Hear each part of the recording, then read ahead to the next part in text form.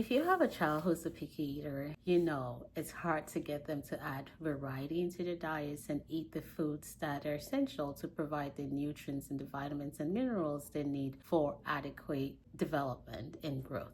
Every now and then, there are kids who are so restrictive that they have vitamin deficiencies, and then there is a need to supplement with these kids. So, today I will talk about the most common deficiencies we see, when to supplement, and what to look out for and when you are picking out vitamin supplements. I am Dr. Lumfundi. Thank you for joining me today. So, let's get started. So, like I said earlier, vitamins, or multivitamins, are usually recommended as a supplement, not the main thing. So, ultimately, the goal is to, while you're supplementing as a bridge, to try to get your kids to eat those foods that contain those nutrients that are good for their growth and development. And the most common that we've seen is calcium, vitamin D. But the good thing about it is that recently in most foods, is including milk and cheese and cereals, most of those foods have been fortified with calcium and vitamin D. So it's easy to have those foods in your kids' diet to make sure they're having adequate supply of that. Another common vitamin we're seeing is iron deficiency.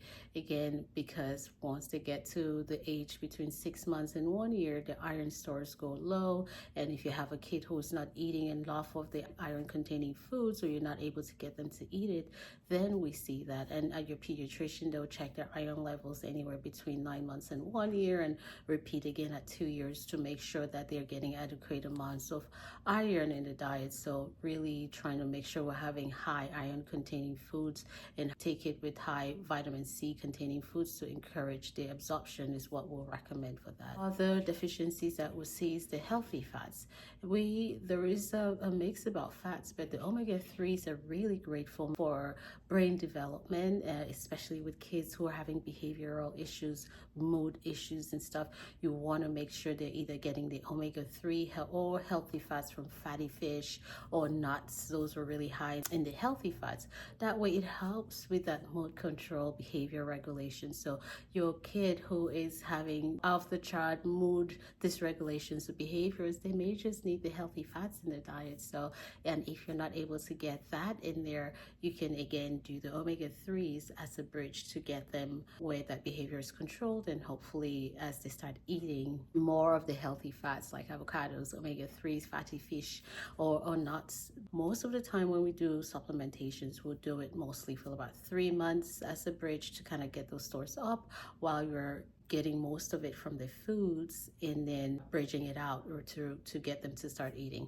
A lot of times we say the supplements are not the best way because sometimes they're not really absorbed depending on what is going on in the gut. So you want to make sure the inflammation is low to allow your body to really absorb it, because it's what we eat, but then you also need that gut flora. You also need that healthy gut lining to allow your body to absorb all of that stuff. So doing the supplements alone is not enough, because if you have high gut inflammation, you're giving them something that body is really not absorbing and really not doing much for you as far as providing them the nutrients they need. So that's why we want to make sure there's a balance there. Now, if you're in the case where like, oh, okay, well, my kid is not eating, I'm at a place where I want to use the supplements as a bridge, and then we usually will recommend, once you're looking for supplements, you want to make sure you're buying organic. But organic alone does not mean that the supplement is good, because sometimes they'll put USDA organic certified, but the amounts of the components in there may not be in the state where your body can absorb it. So for example, with the vitamin Bs, you want to make sure it is methylated. If it's not, your body is probably not going to absorb it.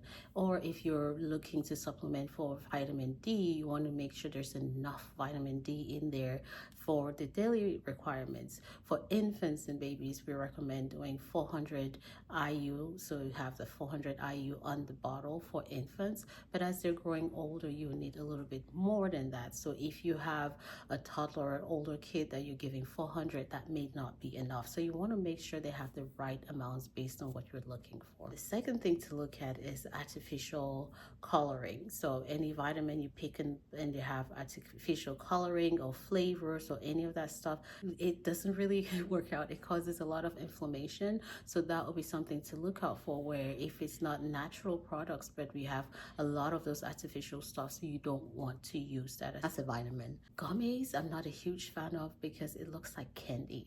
So a lot of kids will end up taking it as candy, and we've seen quite a few cases of reports of poison control where they're just taking it or eating multiple at a time because they think it's candy, but these are not really candy and can lead to some vitamin or mineral overloads in the system. So usually I try not to do the gummies. The second thing is it's sticky and it gets stuck in their teeth, and once it's sticky, gluing in the teeth and then cavities and stuff. So it's just like there is candy and then there is medicine, because of course these vitamins are not meant to be taken as candy but as medicine or nutritional supplement. I mean, food is medicine anyway. So third thing I look out for is just to make sure that it has a third party verification stamp, like an NSF stamp per se, that is showing that there's someone else besides the people who are producing it to sit there and put their to go through and make sure and verify that what they say, the claims on the bottle, is accurate. Because sometimes they can put it there, but if there's no one coming back behind them to